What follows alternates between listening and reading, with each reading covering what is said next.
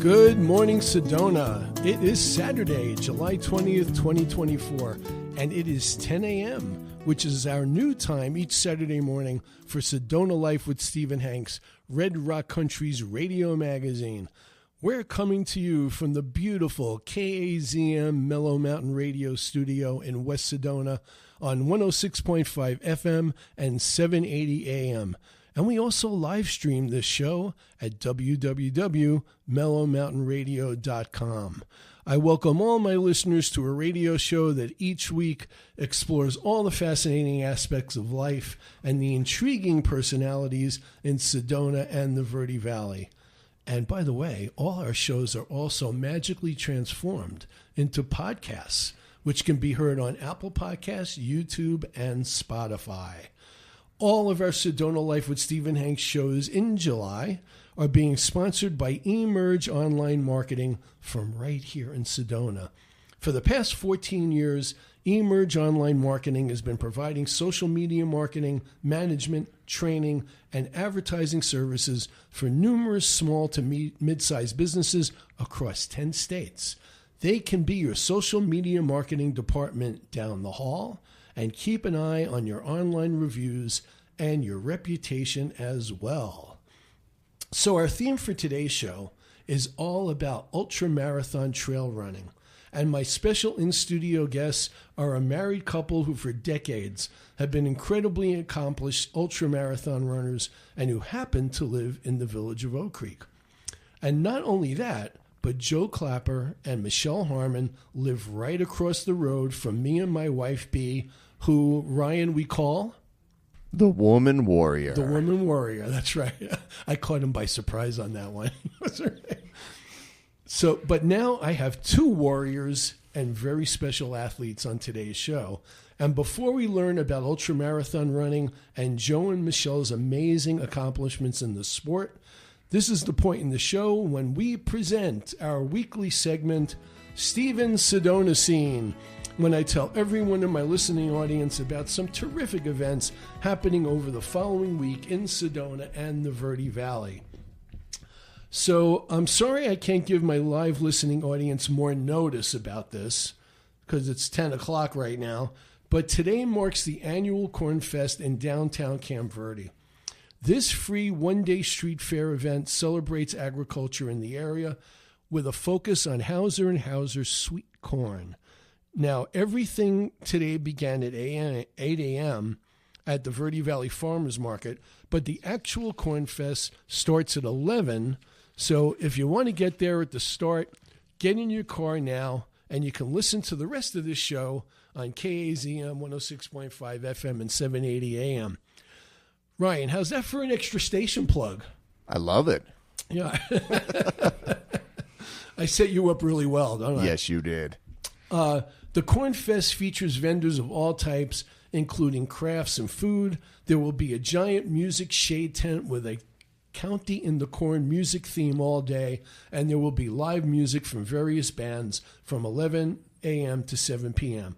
So head out to Camp Verde and have some fun at Corn Fest. I'm actually going to have some fun at Corn Fest with the Woman Warrior, who is going to join me after the show, and we're going to drive out there and get us some corn.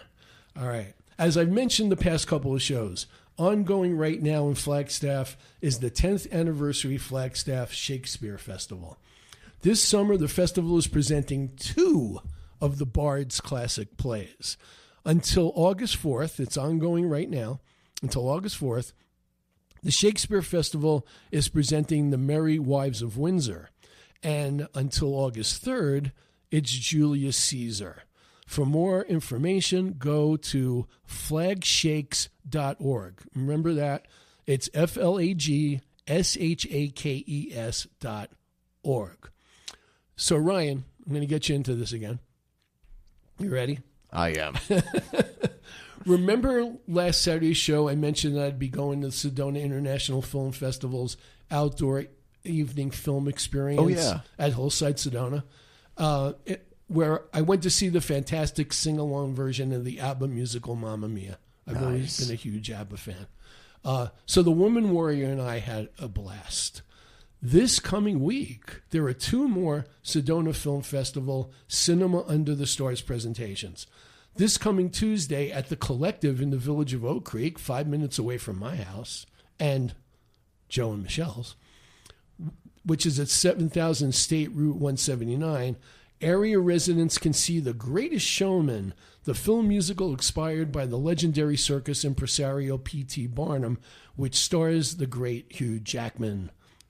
Now, the next night, Wednesday, July 24th, the Sedona Film Festival takes its Movie on the Move mobile movie truck, say that 5 times fast, to the Wild Resort and Spa on 2250 West Highway 89A for the kickoff of Wild Wednesdays.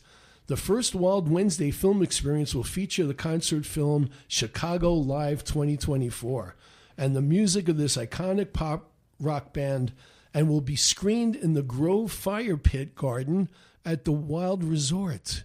Food and beverage offerings will be provided by Chef Mercer Moore and his modern diner restaurant Rascal. And of course, the festival's mobile concession stand will offer snacks and drinks. Both The Greatest Showman at the Collective in the VOC and Chicago Live 2024 at the Wild begin at dusk around 7:45 to 8 p.m., and seating begins at 7. Tickets are $7, and kids 12 and under are free. So bring your lawn chair and enjoy these movies under the stars on the film festival's giant outdoor screen. For information and tickets, go to sedonafilmfestival.com.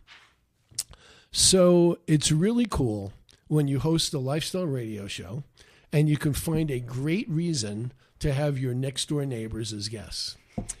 In addition to being husband and wife and living in the village of Oak Creek, Joe Clapper and Michele Harmon are champion ultramarathon runners, and between the two of them, they've been competing in ultramarathons all over the world, including in the Verde Valley area for 40 years, which is amazing since they're in the studio right now and they both look like they're 20.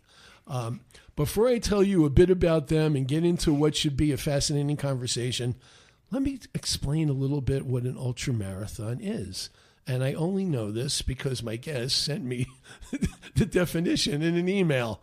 I had a kind of an idea, but since I've never run one or anywhere, I've never even run a marathon. My wife, the Woman Warrior, has run 2 marathons, but in New York, the New York Marathon, and my daughter too. My daughter is a big runner, by the way. She's like, always running. She's kind of getting over a knee injury now, but she's pretty much over that. So an ultramarathon, also called ultra distance or ultra running, is a foot race longer than the traditional marathon length of 26 miles, 385 yards, or 42.2 kilometers. Various distances, surfaces, and formats are raced competitively from the shortest, most common ultramarathon of 31 miles, which is 50 kilometers, and up to 3,100 miles. And most ultras are on trails as opposed to roads. So that's pretty cool. I mean, especially if you live in Sedona and you want to do an ultramarathon. So now about my guests. I want to tell you a little bit about each of them. Joe Clapper was born in Tarrytown, New York, and has been a competitive runner since he ran junior high school at 13. Joe ran his first ultramarathon 40 years ago and has run more than 300 such races and competed in ultras in 44 countries. Joe held the lead at some point in every ultra he ran from June 1993 until 2018, and he's won 5 races. Among Joe's personal bests, check this out, folks. He's run 50 miles in 7 hours, 15 minutes, 100 miles in 19 hours, 11 minutes, and his longest continuous run has been 254 miles in 3 days, 22 hours, 27 minutes, and I'm collapsing now just saying that. Joe is one of 4 founders of the Virginia Happy Trails Running Club, the largest trails running club in the world, with more than 550 members, and he was the president of that club for 10 years. It was in the Virginia Happy Trails Running Club where Joe met Michele Harmon, who was also a member and was once the club's Runner of the Year. Michele was born in California, grew up in Idaho, and lived most of her life in Maryland. She has been running ultras for almost 25 years, has competed in more than 125 such races, and has finished first in 30, second place in 13, and third place in 12. That's pretty freaking amazing. Michele won her first 100 miles race in 2001, and in 2017, she won the Trans-Atlas Marathon in Morocco, a 5-day, 250-kilometer race, which is 31 miles each day, folks. Most recently, Michele won the 2023 and 2024 12-hour Flagstaff Doggy Dash, where both years she ran 58 miles in 17 hours, 23 minutes. At 12 hours. 12, really? That's even better than the 17. She is known, she told me this, by the way. She is known, although I probably could have noticed this just knowing her as a neighbor, she is known for being extremely mentally tough, but admits that she throws up almost every race due to stomach issues. Thankfully, we will not make Michele run around the studio. Joe and Michele, my neighbors, welcome to Sedona Life with Stephen Hanks. Thank you. Thank you. You're welcome. By the way, about the throwing up, Yes. This is going to be totally off topic, but I am a huge Al Jolson fan, you know, the famous early 20th century entertainer who was like the Michael Jackson of his day as a performer. Okay. And he did the first, he apparently threw up before every performance, he claimed. So I totally understand what you're talking about. Lots of ultra runners throw up. Yeah. I would imagine it's, I don't know. Do you think Joey Chestnut, the guy who eats all those hot dogs on 4th of July, throws up like afterwards? I don't know. I don't think you're allowed to. No, or you could disqualified, right? Exactly. Okay. Or you could eat and throw up, eat and throw up, and it really wouldn't be a test. There you go. So, guys, as something of an athlete myself, as you know, although I've merely played competitive baseball for almost 60 years, I'm fascinated and amazed by what you two continue to accomplish in such a grueling sport. So before we get into the specifics about ultramarathoning and the races, just tell our audience how and why you got involved in this, some of the details of how you met, and that what led to you guys getting married eventually. So, Michele, you want to start? Okay, so What got you into this? I was just getting burnt out on running road marathons, and it seemed I could not get faster than a 3:10. And I had a coach, and he said, you should run longer distances. And I said, but there is no longer distance. A marathon is the top. And he said, oh no, there's a whole other world out there. What do you mean getting burnt out on I just kept trying over running marathons, road marathons, Right. to try to get faster and faster. And at some point I realized this is it.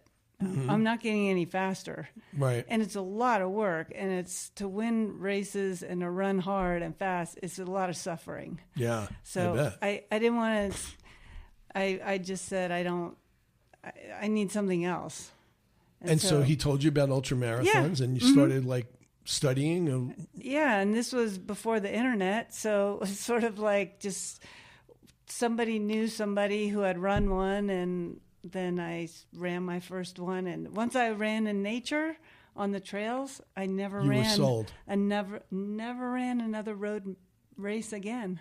So when you decide that you're going to do something like that, even though you've been running marathons, I mean, this is a whole nother endurance. How long does it take to build up, to train, to run that first race?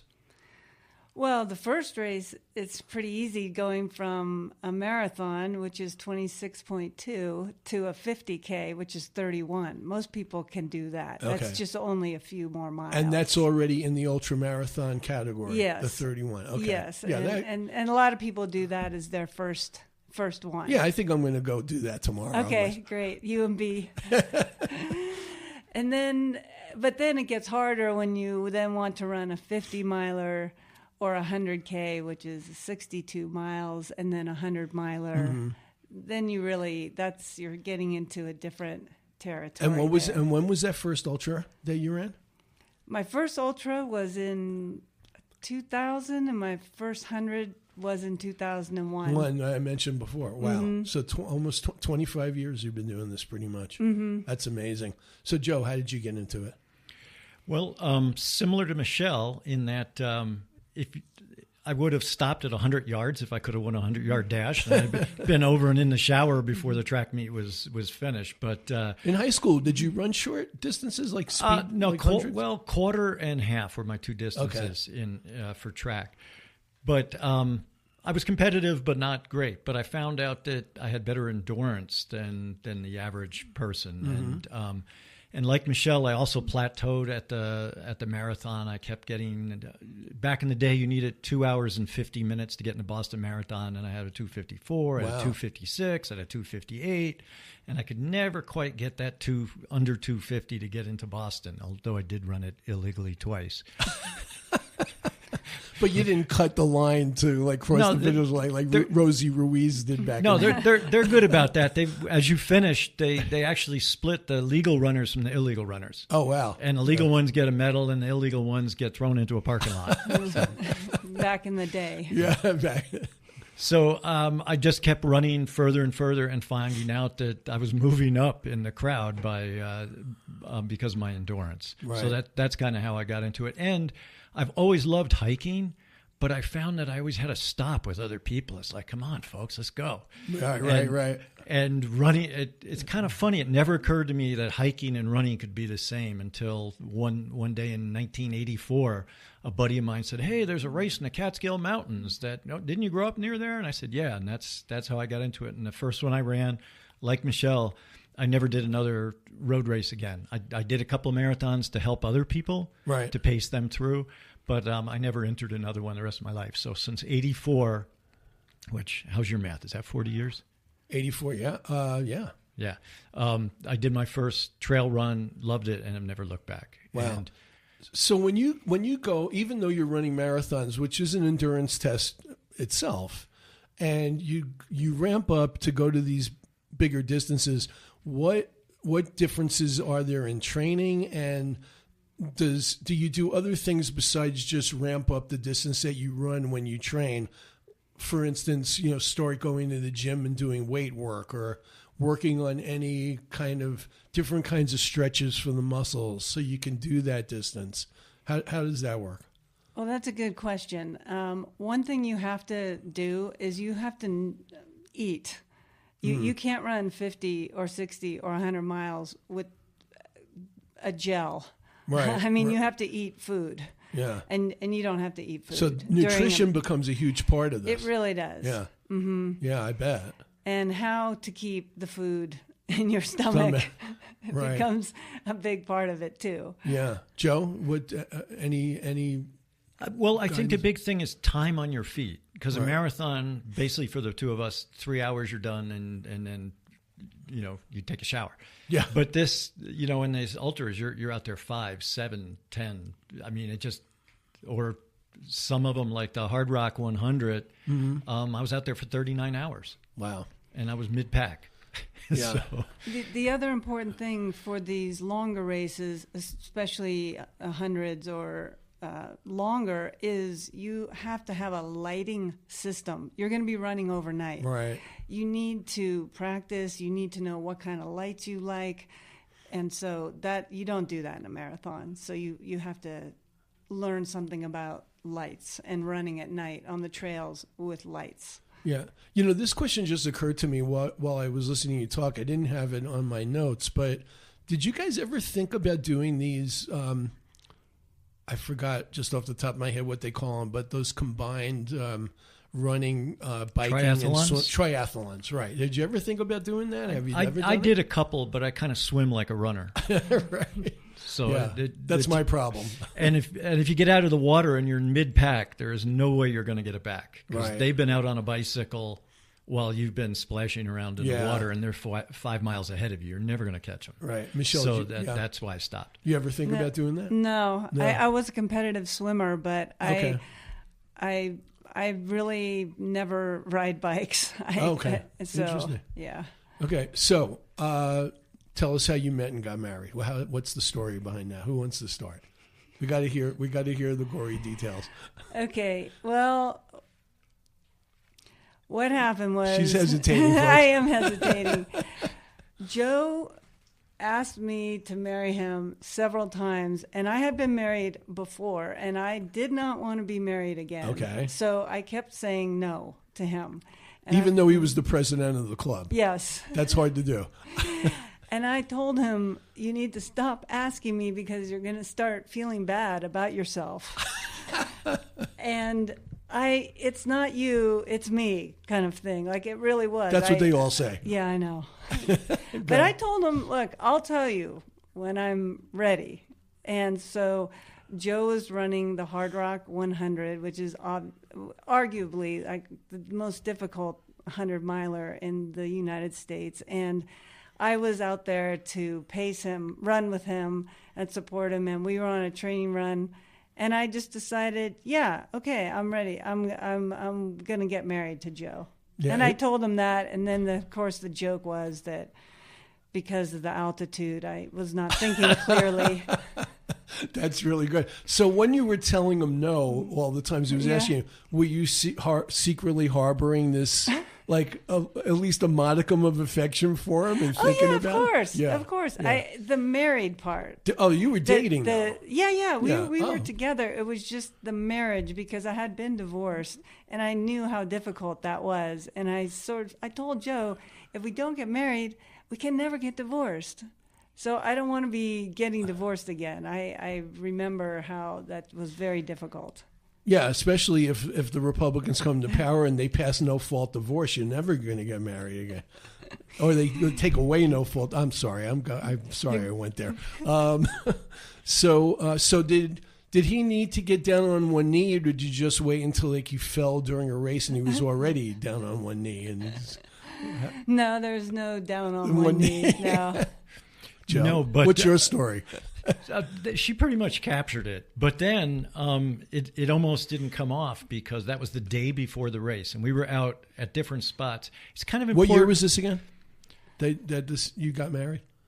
This would have been 2010, and we got married in 2011. Okay.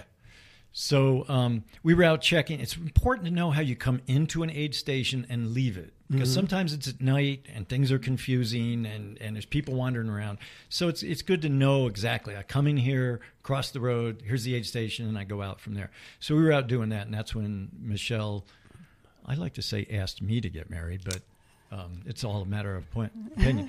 The next day, during the race, I got pulmonary edema, which is liquid in your lungs. Right. And I was losing my ability to breathe, and it was above 10,000 feet. Mm-hmm. And Michele was accompanying me on the last 15 miles. And after about 2 miles, I said, I can't breathe. We have a 13,000-foot mountain that we have to go over, and I don't think I can make it. Wow. And she basically looked at me and told me to buck it up. I did. So she almost didn't have a husband to marry. I almost killed Joe. So the medics at the end swarmed around me, and it was kind of touch and go for a while. So between the two of you, since you said that, is Michele like the coach or the motivator more between the two of you, or do you have equal levels of? No, with ultra running, you pretty much have to motivate yourself. Agreed. Especially, I mean, I think you can do that to a high school kid, but after a while, you're going to do what you want to do. Right. And we're self-motivated to do this because we love it. We love it. I mean, what is better than being on top of a 14,000-foot mountain when the sun comes up? I mean, it's just amazing. It's just incredibly impressive. I mean, it's hard to explain how much I admire the both of you for doing this for as long as you've been doing it. And still, I mean, so let's get to when and why did you move to Sedona, and what do you both love about running in this area? Whether you're running competitively, whether it's for training, or just running around and enjoying the beautiful scenery. Michele? Okay, well, we moved to Sedona because of trail running. Wow, okay. That is the reason we're here. And were there any other candidates, or it was? Well, we thought about Colorado, but we wanted to be able to run all year. Okay. So places we thought about in Colorado, when the snow is there, you're not running. Right. I mean, I really like skiing, but that's not running. Right. So anyways, we came out here. Our friends have moved here. And then I love all the trails in Sedona. I can say I know every trail. And I think I could pretty much say I know how they're all connected. And I have tons of routes, 20-mile routes, 25-mile routes, 12-mile routes, 7-mile routes. And this month, we have a Tuesday trail running group that runs every Tuesday morning, is on Facebook, the Sedona Trail Runners. And this month, I'm the host. So I'm planning this. You need to have 5 to 7 mile routes for the Tuesday. That's my little plug for our Tuesday morning trail running group. And when did you first move here? How long have you been here? Well, we moved here in 2018. Okay. We owned a house before that and we rented it out. Great. That's what the Woman Warrior and I did for a while. Mm-hmm. Yeah, we knew the people who lived in your house. My house, right? Because we bought ours in right around the same time you did, and we moved here in 2021, and now you're just like the annoying next door neighbor. No, I'm only kidding. So, what about you, Joe? What do you love about Sedona? Well, Michele nailed it. In a word, it's the trails. Yeah, I mean, you can run 12 months a year. Yeah, it gets a little hot. You go up to Flagstaff. You got to avoid the monsoons. It gets a little cold. You go down to, you go down the hill a little bit towards Phoenix, and there's some beautiful trails down there too. So it's within an hour you can run it. There's no excuse. You can run every single day of the year. There's no 3-foot snowstorms to stop you. Right. It might get hot, but you just get up a little earlier. That's all. And the trails here are amazing. The sandstone makes for a great surface to run because we're from the east where things are slippery and slimy and you fall. The sandstone it's a great surface to run on here, and the beauty is just outstanding. I mean, you get to the top of a mountain, even though we've seen it a million times. I keep taking pictures of Cathedral Rock. Me too. I can't stop myself. Right. Do you think that the other people that run the trails here, do you think they have the same level of knowledge about all the trails that you've developed? Or, I mean, do you think you could start a business where you're a trail running guide for tourists? I mean, you seem to know a lot about this.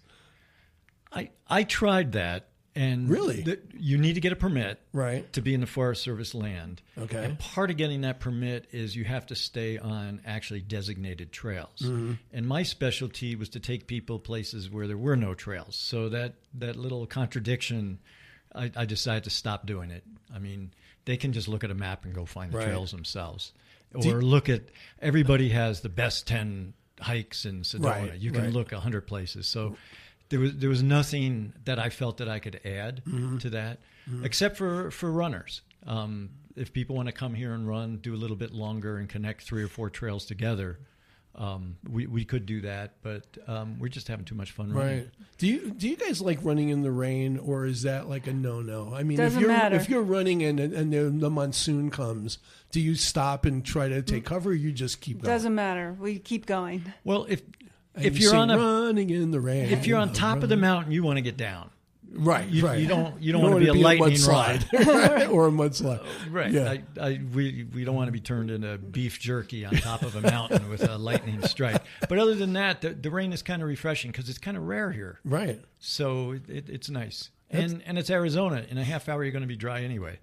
That's true. Right. As soon as that, but that's pretty cool. That's got to be kind of fun running in a monsoon, right? We've done it. Yeah. That's great. Where I grew up near the Catskills, if it hit 90 degrees between 2 and 6 o'clock, it was going to rain. Yeah. So I was just used to it. In fact, it's refreshing. It cools you off. It's real nice. It doesn't get cold. It's nice. That's great. So we're going to take a little break from my sponsor, and when we come back, we got a lot of in the weeds ultramarathon running questions. So I want to tell you a little bit about Emerge Online Marketing.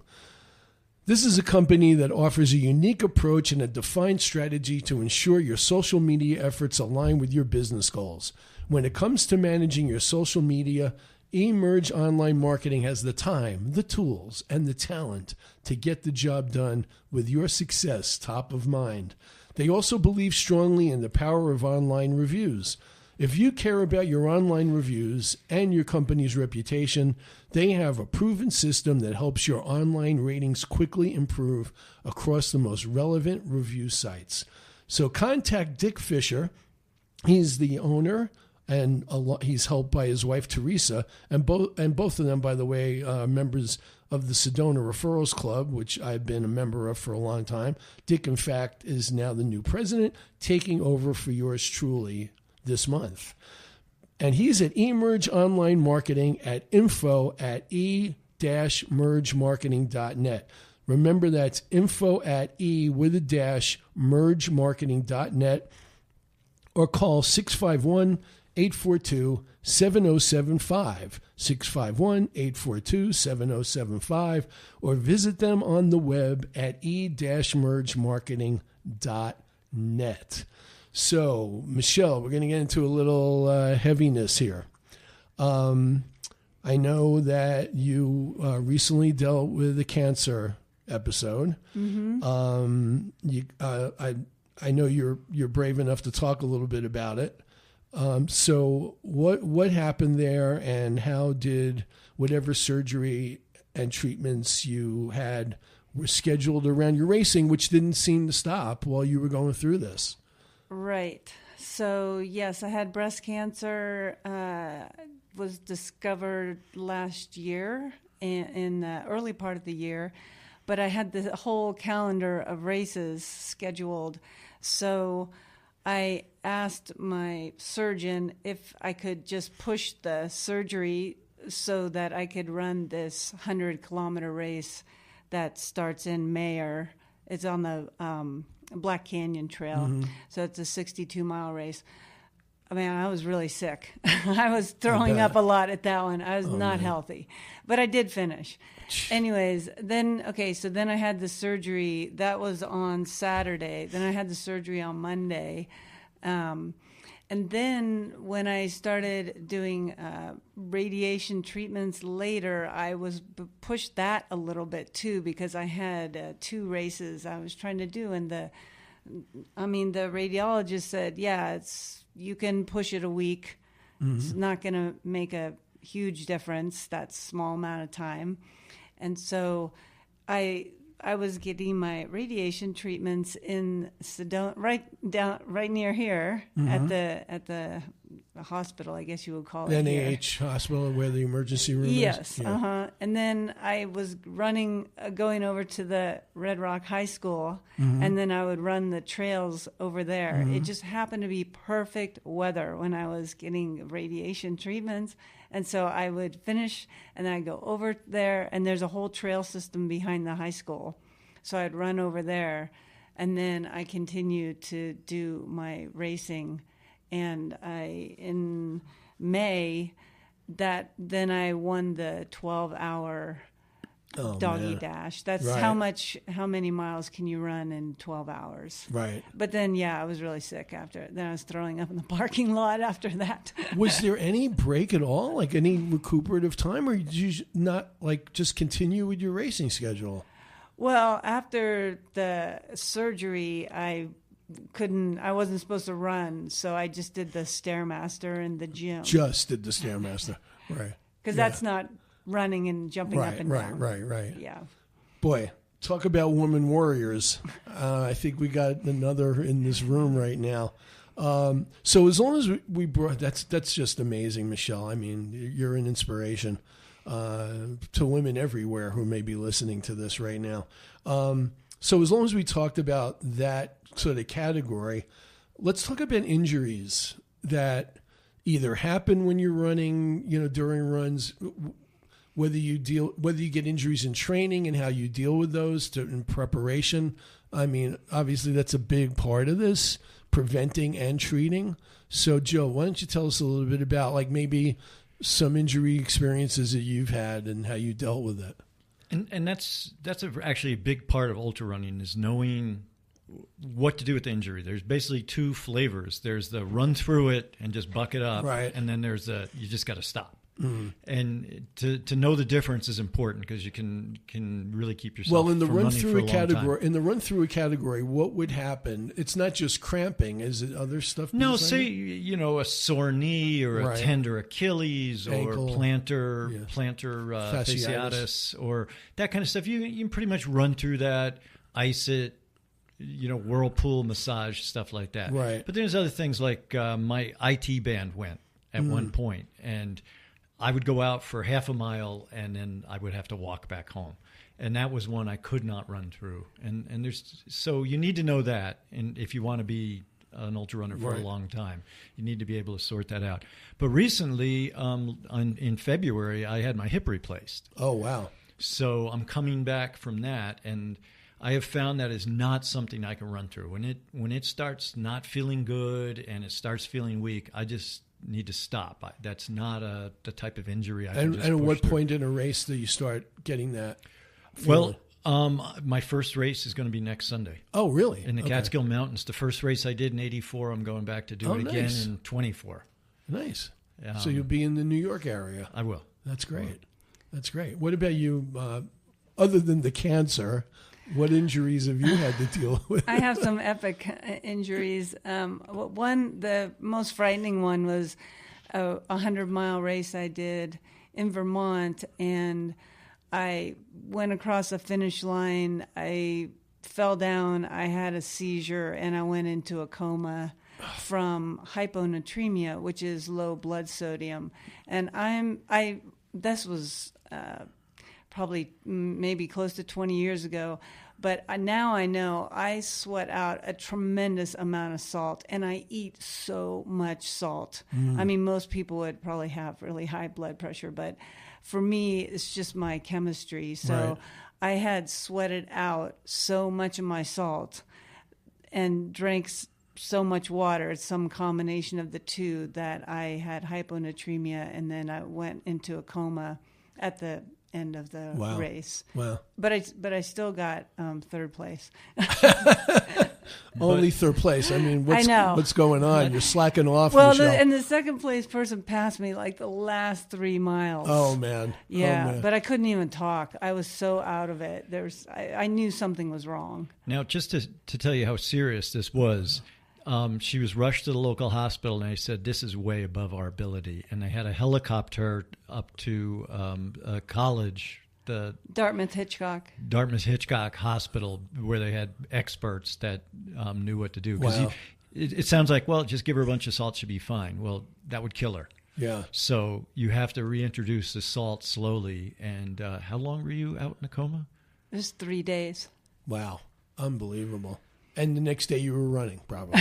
Right? When you got it. I don't think so. I can't. That was a while ago. Oh, man. But I did go. I mean, I started running again. I ran 100-milers again, and so yeah, I don't even think about it anymore. Really? Actually, Unbelievable. So my daughter Jean, who is a dietitian nutritionist back in New York and a runner, like a religious runner, would kill me if I didn't ask questions about nutrition.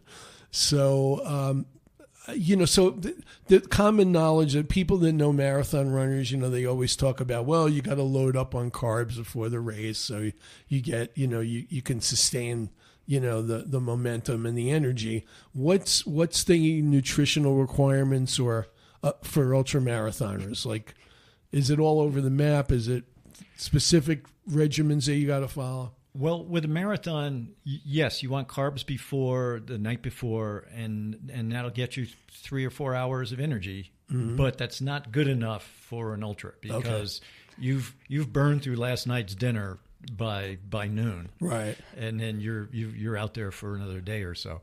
So it's important that during the race you eat. Now, Michele and I have very different eating habits. Okay. Basically, I am a vacuum cleaner. If it's not eating me, I'm eating it. And I will eat everything, especially sugar is probably my favorite. Anything with sugar in it, a little bit of protein. You don't want a lot of fat because that's kind of hard to digest. Where Michele, is pretty much a salt eater. She just goes for the chips. She does boiled potatoes rolled in salt, all stuff like that. Cheesy, salty. Yeah, Exactly. and you eat this stuff while you're running during the race. Well, they have aid stations. You stop, Okay. stuff it in your mouth, and then Right. take off. Yeah. Yeah, and is it pretty standard? Well, do the people running the races know exactly what the runners need Yes. or require? Yeah. That's pretty cool. So Joe and Michele sent me a bunch of questions. We're going to go into a lightning round of ultramarathon questions. The kind of things that people who would be novices, who would be fascinated by this whole sport, who the first things that would come to their minds, like the things that came to my mind that I wanted to ask. So we're just going to go through them, and you guys can switch off answering. So we already talked about how long ultramarathons are, so we don't have to go through that. So here we go, the lightning round. Do you get lost out in the woods, and how do you know where to go? Yeah. During races, there's markings on the trail. Some races you have like a transponder you're wearing, but all races have aid stations, and they're tracking you, and they know when you should be coming roughly into the aid station. Got it. And if you don't, then somebody's out looking for you. They usually use surveyor tape on the trees, Okay. or some kind of marking like that, or pins in the ground that are very Flagging. colorful. Flagging is what we call it. Right. Flag Okay. race. And Yeah, nowadays, go- there's GPX files. This was not true when we started, Oh, but wow. now you download the GPX file. I put it on my GPS on my watch, and then it will alert me if I'm going off the course. Basically yells at you, "Hey, you're off the course." Oh, nice. Is it a soothing voice? No, it's not. Okay. Next lightning round question. Do you run at night during these races? Is there any sleep involved in any of this? Joe. You can sleep, but the clock's going. Right. So you can do whatever you want. Now every race has a time limit. So if you want to spend an hour of that time sleeping, yeah, you can do that. And both Michele and I have done that. Not often, because you want to keep moving, but sometimes it just gets to the point where there's nothing left and you got to take a nap. Right. Michele, what's your sleep habits during ultramarathons? I really don't like doing that because I find it a waste of time. Okay. But if I'm getting sick, sometimes just recently, I seem to be sort of getting more sick as I'm getting older. I'll stop at an aid station and just like chill out and sit down for maybe, 15 minutes or even 30 minutes, and just I got to get it back together and then get out there again. Yeah. So here's another question that I'm sure is on everybody's mind. Where do you go to the bathroom? That's probably the number one question we That get. you always get. Joe's going to take that. When I was a race director, I actually had somebody ask me that about a trail race. And the answer was either there are no bathrooms or every place is a bathroom. Right. Right. I mean, some races have the Jiffy Johns at the aid stations. Some don't, and you're in the forest. I mean, these races are run in the mountains, in the forest, and there's some protocol, but you go out into the woods. Wow. That's pretty amazing. Michele, one of the things that you sent me in your notes, I was just looking at my sheet here, that you didn't mention when we were talking about injuries. You said because you have large scars on the top of your feet from electric burns, from skydiving into power lines. Yes. Opens another can of worms, by the way. You say your feet are almost always destroyed after running an ultra. How does that manifest itself? Well, the top of my feet have big, thick burn scars from electric burns, like you said, from when I was a hot dog and skydiving, crashed into power lines during that thunder and lightning storm. That for a while I thought about getting custom running shoes made or something, because the top of my feet are always shredded off. Right. Because my shoes don't fit my feet with those scars like lumped up on the top of my feet.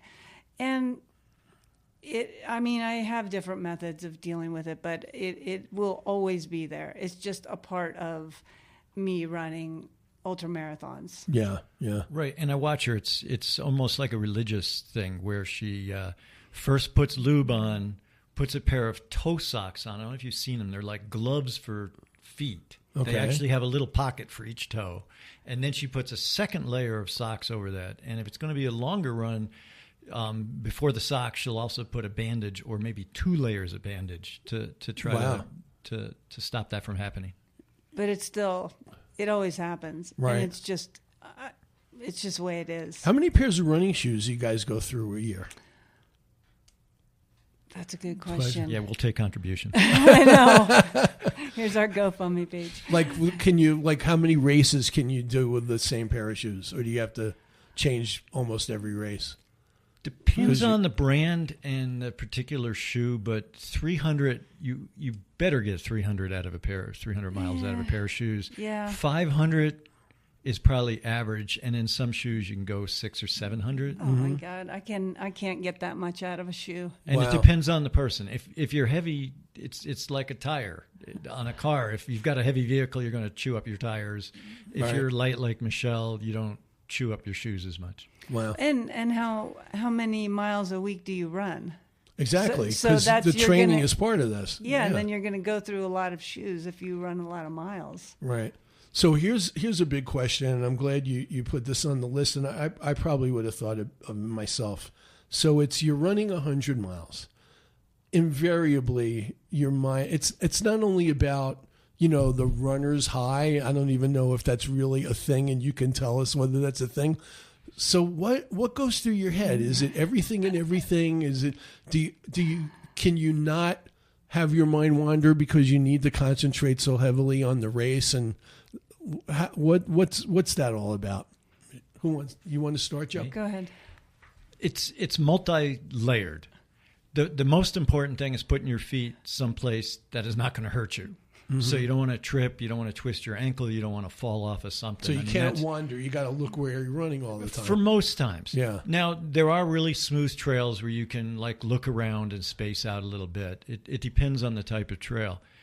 But both Michele and I, we run all kinds of different trails. For me, what I've been practicing on lately is integrating my yoga into running and synchronizing my breath and my running pace and trying to keep that all together. And I find that's been very helpful for me in the past few years. I used to just run like a maniac, but now I'm finding more discipline through use of my breath. Right. How about you, Michele?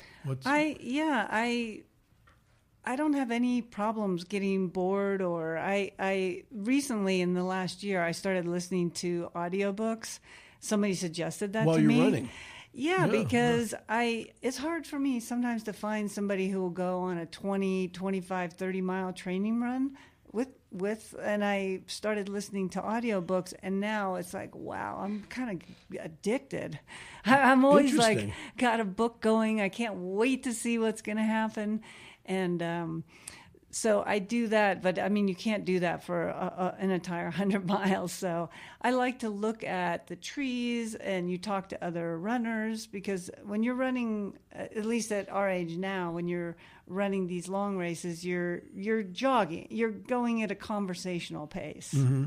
So you talk to other runners, and I'm always sort of look at my watch. Okay, I have 4 miles to the next aid station. Or, if you're struggling, then you're saying to yourself, okay, get it together, make it to the next tree, get to sometimes you get, if you run 100, you're going to go to a hard place. Right. It's never all unicorns and clouds and the sunshine. Sometimes you're really wanting to quit, and just you have to really be mentally tough and disciplined to keep going. So dig down a little bit. Yeah. And there's experience is very helpful in this. When younger runners try their first few ultramarathons, we call it blowing up. They go out at marathon pace, and then and then 3 or 4 hours later they're limping to the aid station. They're just a mess. So you don't think they get any coaching before they get into this, or they just ignore the coaching? I mean, you can get coaching, but if you think you can run a marathon at that speed when you're young, you think, oh, I can keep doing that forever or close to that. And with experience that Michele and I have, we know that is not the case, that you need to be able to run within your particular physical ability at that time. And one thing that I always tell people is it doesn't always get worse. Because it'll get bad, and it'll get worse, and it'll even get really, really bad, like you can't pick your feet up, you're getting dizzy, but it doesn't always get worse. At some point, unlike a marathon, there's not enough time in a marathon to recover. It's over by the time you recover. Yeah. With an ultra, it's more like a rhythm. You have some good times, you have some bad times, you have some great times, and then you have some times where you're just having a hard time picking your feet up. Yeah. So if you know that if you can push through the bad, usually the sun comes up and it's a new day and you get it back. Yeah. So when you listen to the audiobooks, is it on your phone? Okay. Yeah. So I assume that most runners are going to have music on. My mundane question was going to be, on these long runs, do the batteries on the phone run out and then you're out of luck? Yes, most of the time, because I sometimes you have some kind of an app going which on the phone, plus you have music or a book, and then it's probably going to die at some point. So you have either you bring a little charger, something like that. Yeah. What do you listen to, Joe? Do you just have music on, or you don't do anything? I'll usually start with music to get my rhythm going, especially if I start out with a climb. That bump, bump, bump, bump, bump helps me get up a mountain. But then after usually about 45 minutes, I put the earphones away and just kind of focus on my breath and enjoy myself. That's great. So one of the things, we mentioned this before the show because I was fascinated by it, and Michele actually showed me a picture documenting this. You told me that you are known as the ultramarathon runner wearing the white dress shirt and red shorts. And I thought the white dress shirt was interesting because it wouldn't occur to me that anybody would wear a dress shirt unless you have a big meeting when you cross the finish line. So what's that about? All right. I'm a one-off on this. If our club of 500 people back east, there was me and one other guy that wore cotton, and everybody else wears technical Patagonia, North Face, all this fancy stuff. And part of it is, frankly, those materials can make you smell. And for me, it's particularly bad. So that's one. Another, I feel like I'm wrapped in cellophane. I just do not like the feeling. And frankly, the Egyptians wore cotton. It goes back 5,000 years. So 5,000 years of history can't be all wrong. And it works for me. The sweat wicks off, which cools you. The collar I can flip up if the sun's behind me with short hair. The back of your neck can get really fried. You flip up the collar. If it's really, really hot, you wet the shirt. The wet cotton shirt just feels fabulous when it's getting the 90s and the 100s. Yeah, I really missed an opportunity here to get a cotton sponsor for the show. Exactly. So Fruit of the Loom and me. Right, exactly. So I don't know if you want to be particularly diplomatic about this question, but what are your couple of favorite trails to run in Sedona? You know all of them. I mean, what would you say are your top two, maybe? Go ahead, Joe. We really like the Hangover Trail. And where is that about, if you can? That's about midway between the Village Oak Creek and downtown Sedona. Got it. And you start on Mundswagon. Right. And it basically circumnavigate rock outcropping. So you start in one drainage, you swing around the back of the rock into another drainage, look all the way up 89A up the canyon, and then you come back to the first drainage. Anything? How about you, Michele? I tend to run. I think I really like Highline because of the views. You're up very high. And where's that about? So that I'm new in town. Okay, that you can get to from Transip. which is on Verde Valley School Road. You can go up Transip and get on Highline, or you can go from the other side. You can get on it from the Yavapai Vista parking area and go up from there. So, yeah, I love looking out epic views. But for new folks, I would suggest going out by the cultural park. Mm-hmm. There is a many choices, spider web of trails, so you can go 2 or 3 miles to spend your entire day out there wandering around on trails.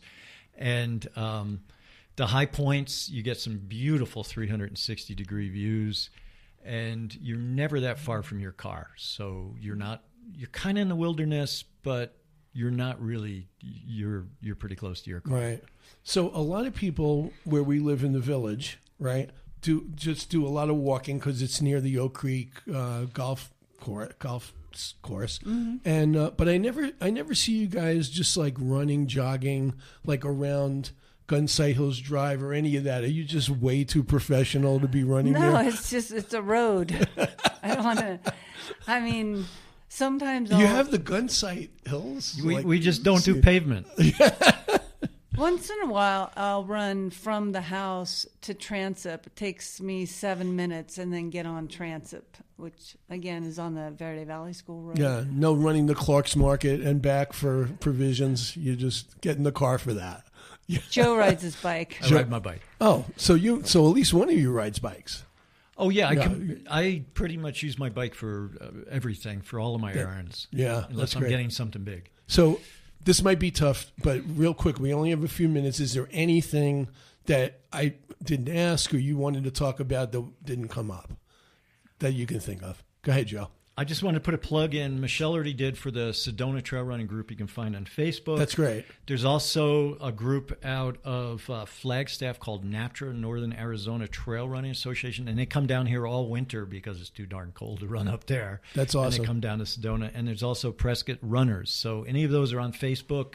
And great bunch of people. All three of those groups are fun people. Great. I'm glad you brought that up. That's terrific. I'm sure they all have websites people can find. Just go to Facebook. Okay. This has been a great conversation. I've learned so much. I really appreciate the stories. I appreciate both of you. I really thank you for being on the show today. Yeah, it was fun. Yeah, great. Thanks, Joe. Thank you, Steve. You're welcome. So thanks again to my guests, Joe Clapper and Michele Harmon. And thanks so much again to my main man and producer, Ryan Thompson, and my show sponsor for the entire month of July, eMerge Online Marketing from right here in Sedona. Remember, for the past 14 years, eMerge Online Marketing, owned by Dick Fisher and his wife, Teresa, speaking of husband and wife teams, by the way, has been providing social media marketing, management training, and advertising services for numerous small to mid-sized businesses across 10 states. They can be your social media marketing department down the hall and keep an eye on your online reviews and your reputation as well. By the way, I want to give Dick Fisher a shout out for becoming the new president of the Sedona Referrals Club, which meets every Wednesday morning in the village of Oak Creek at the Red Rock Cafe at 7 a.m., probably way too early for you guys. Anyway, by the way, speaking of social media marketing, tell your friends who couldn't hear the show today they can listen to a podcast version on Apple Podcasts, YouTube, and Spotify. You can also find Sedona Life with Stephen Hanks on Facebook, and you can email me with questions and comments to Stephen@mellowmountainradio.com. I'll catch you again next Saturday morning at my new start time, 10 a.m., when my in-studio guest will be award-winning Flagstaff-based photographer Dawn Kish, whose project of documenting the emerging Utah's Glen Canyon after being submerged under the Lake Powell Reservoir became a documentary shown at last year's Sedona International Film Festival. So, again, I want to thank all of you for listening to Red Rock Country's radio magazine. Have a great week, everybody. In my heart, the only way I know, on the road to Sedona.